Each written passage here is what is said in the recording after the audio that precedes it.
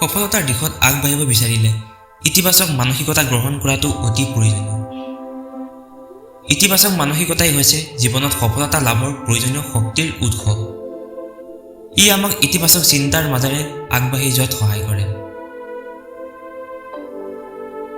আমি যেতিয়া ইতিবাচক মানসিকতা ব্যৱহাৰ কৰোঁ, তেতিয়া আমি সমস্যাৰ সন্মুখত হাৰ নামানো, বৰঞ্চ আমি তেওঁলোকক মোকাবিলা কৰিবলৈ নতুন আৰু চিন্তাশীল উত্তৰ বিচাৰিবলৈ উৎসাহিত কৰোঁ। ইয়াৰ দ্বাৰা আমাৰ মনত উদ্যম আৰু আত্মবিশ্বাস জগাই তোলা হয়। ইতিবাচক মানসিকতাই আমাৰ মাজত নতুন জীৱনশৈলী গঢ়ি তোলাই নহয়, ই আমাক নতুন সম্ভাৱ্য গন্তব্যস্থানো দেখুৱাই দিয়ে।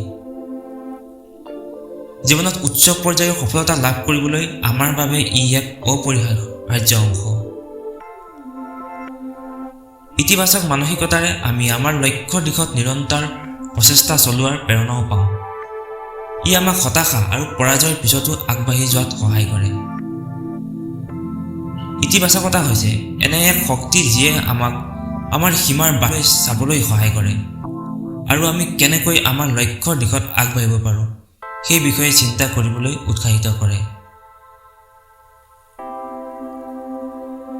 সেয়েহে ইতিবাচক মানসিকতা সফল জীৱনৰ প্ৰয়োজন। ইয়াৰ ফলত আমাৰ মাজত উৎসাহ, আত্মবিশ্বাস আৰু নতুন চিন্তাৰ সৃষ্টি হয়, যিয়ে আমাক আমাৰ লক্ষ্যৰ দিশত মুক্ত কৰে। গতিকে ইতিবাচক মানসিকতা ব্যৱহাৰ কৰাটো নিজৰ লক্ষ্যত উপনীত হোৱাৰ এক গুৰুত্বপূৰ্ণ পদক্ষেপ।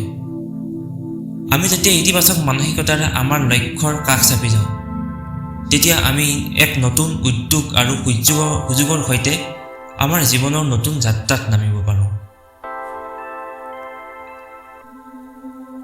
আমি আমাৰ সপোন আৰু উদ্যোগৰ বাবে অহৰহ চেষ্টা কৰাটো প্ৰয়োজন। ইতিবাচক মানসিকতাই আমাক লক্ষ্যৰ পৰা আঁতৰাই ৰাখিবলৈ চেষ্টা কৰা বাধাবোৰৰ সন্মুখীন হ'বলৈ সহায় কৰে। ইয়াৰ দ্বাৰা আমি জীৱনত আমাৰ সন্মুখত হোৱা প্ৰত্যাহ্বানসমূহৰ সন্মুখীন হোৱাৰ লগতে আমাৰ লক্ষ্যৰ দিশত আগবাঢ়ি যাব পাৰোঁ। গতিকে ইতিবাচক মানসিকতা ব্যৱহাৰ কৰাটো আমাৰ জীৱনৰ উন্নতিৰ দিশত এক গুৰুত্বপূৰ্ণ পদক্ষেপ। ইতিবাচক মানসিকতাক আমি আমাৰ জীৱনৰ অবিচ্ছেদ্য অংগ হিচাপে গঢ়ি তোলা উচিত। ই আমাৰ জীৱনৰ উচ্চ পৰ্যায়ত উৎসাহ, আত্মনিয়ন্ত্ৰণ, একাগ্ৰতা আৰু অধ্যৱসায় গঢ়ি তোলাত সহায় কৰিব। বশৱৰ্তী হোৱাটোৱে আমাৰ সফলতাই নহয়, ই আমাৰ ব্যক্তিত্বৰ বিকাশতো সহায় কৰে। আমি আনৰ আদেশক সন্মান কৰা উচিত, যাতে আমি এজন ভাল আৰু সফল ব্যক্তি হ'ব পাৰোঁ।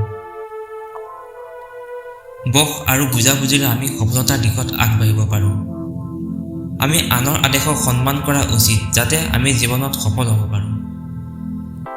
সফল জীৱন যাপন কৰিবলৈ হ'লে আমি বশৱৰ্তী হোৱাৰ গুৰুত্ব বুজিব লাগিব।